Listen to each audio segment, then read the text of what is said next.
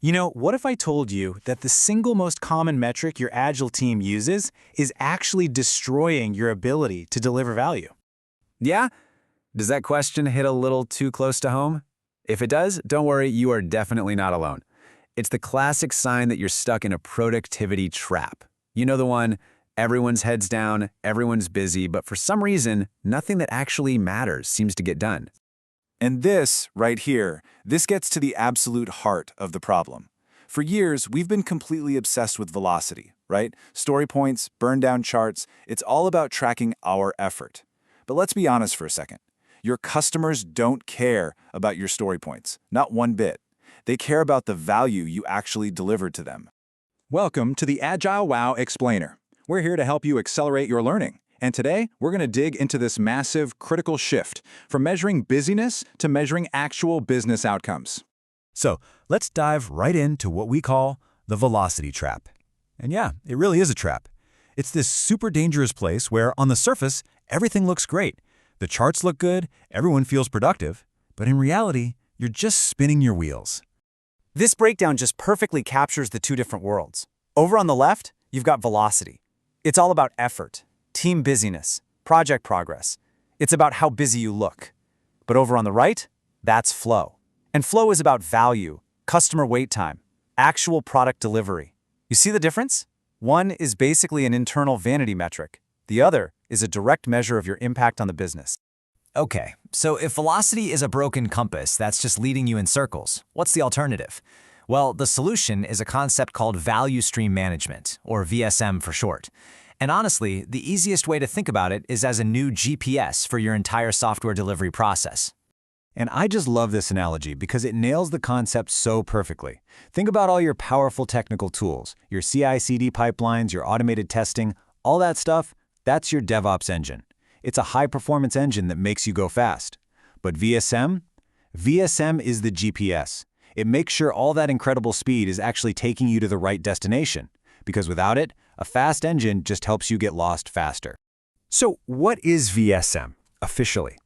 It's the practice of looking at the entire journey of a feature. And I mean the whole thing. From that very first spark of an idea all the way through development and testing and right up until it's in your customer's hands and actually generating revenue. It's about optimizing the whole system, not just the coding part. All right, this is where the rubber really meets the road. How do you actually start using VSM? You do it by replacing your old dashboard with 4 powerful new metrics. These are what we call the flow metrics. These are the 4 numbers that truly define your delivery health. You've got flow velocity, that's how many items you're completing over time. Flow time, the total time from start to finish. Flow load, that's how much work you're juggling at once. And then there's the last one, the one we're really going to focus on, flow efficiency. This one is an absolute game changer, and I'm going to show you why right now. Now, before I even define the metric, just look at this chart. This is the typical life cycle of a feature. See that tiny little sliver of green? That's active time. That's the actual work, the coding, the testing, and that huge chunk of blue? That's wait time. The shocking reality for most teams is that a staggering 85% of a feature's life is spent doing absolutely nothing, just sitting idle in a queue. That 85% wait time means that most teams, when they first measure this, have a flow efficiency of just 5 to 15%. That's it. Let that sink in. For every 1 hour of actual value-add work, you have 5 or 6 hours of pure waste baked into your process. And that, my friends, is flow efficiency. It's that simple ratio of active time versus all that toxic wait time. And why is it a game changer? Because it instantly shines a massive spotlight on the single biggest bottleneck in your entire system. This isn't about making developers type faster, it's about eliminating the queues. And hey, just a quick pause here. This explainer is brought to you by AgileWoW. If this way of thinking gets you excited and you want to really level up your skills, check out our upcoming workshops on product management and agile leadership over at AgileWoW.com. All right, let's get back to it. Now that we know about all that waste, let's talk about what it's actually costing you. Because that 85% wait time isn't just inefficient on a spreadsheet, it's incredibly expensive. I want you to think about this image and what we call the waiting tax. Every single moment your valuable work sits idle, waiting for review, waiting for testing, waiting for a deployment window, it is literally burning money.